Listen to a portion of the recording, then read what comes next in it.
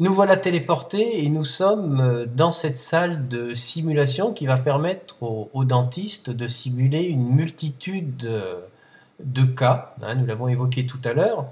Alors pour la circonstance, j'ai revêtu mon habit de médecin, j'ai mis des gants latex, Guillaume, vous avez mis votre masque, on se retrouve dans une situation proche de la réalité avec une patiente qui attend d'être ausculté et qui aura l'accident ou l'incident qu'on a choisi de simuler. Alors, est-ce que vous pouvez nous préciser les enjeux de ce Serious Game?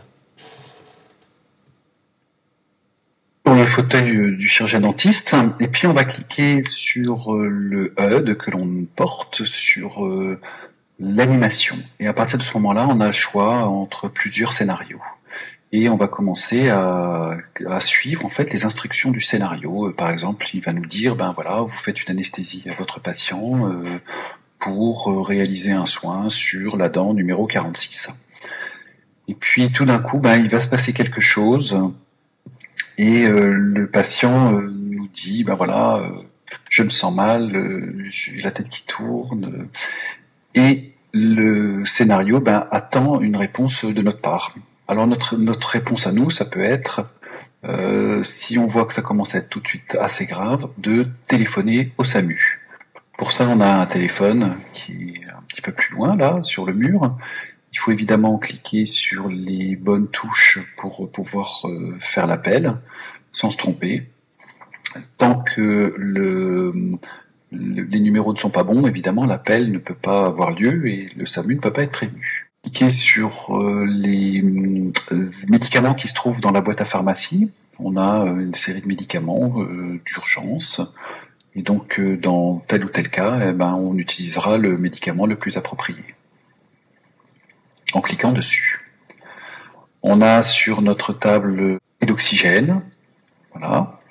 On a un défibrillateur et en fonction du scénario, il faudra les utiliser au bon moment.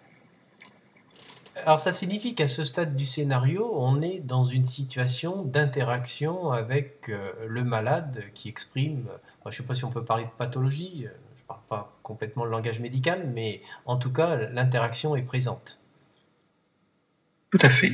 Les interactions, alors pour l'instant, elles sont tout à fait modélisées dans un scénario qui ne bouge pas et qui est prévu à l'avance.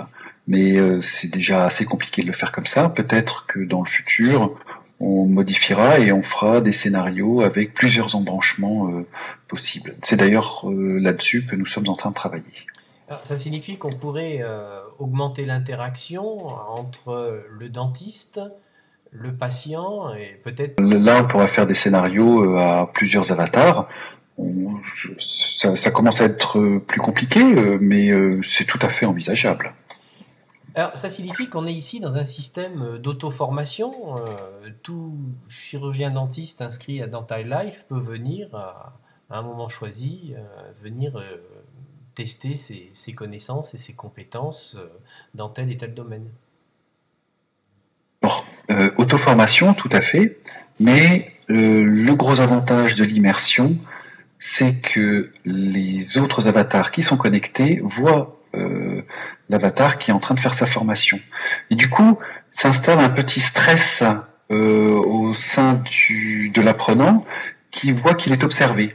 Et donc, il se retrouve de plus en plus dans la situation de l'urgence et il devra réagir avec le stress du fait qu'il soit observé.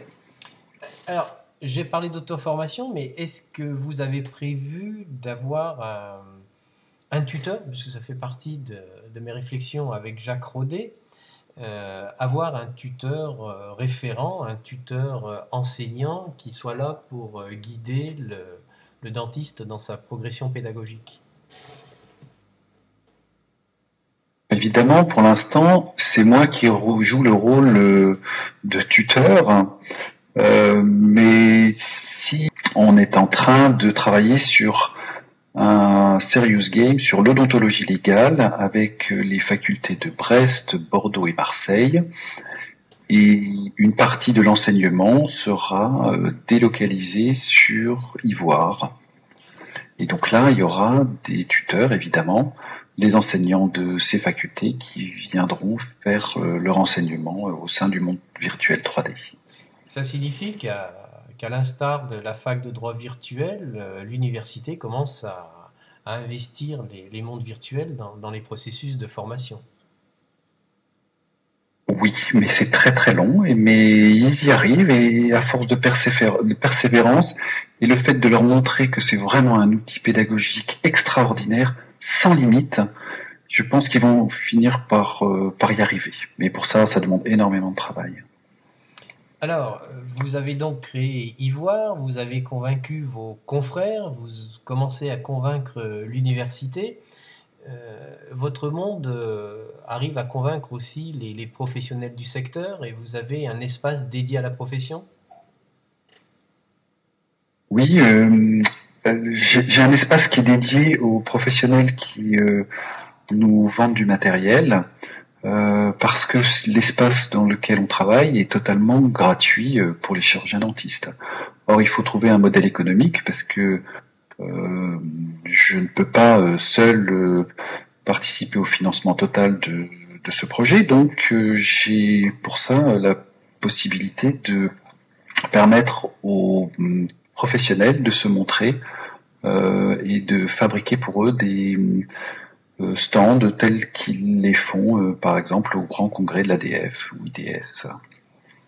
Donc Et tout c'était... ceci se trouve dans un palais des congrès qui est dans le ciel. on peut le visiter? Bon, on va y aller, on va se changer et puis on y va. On va changer et nous allons au Palais des Congrès.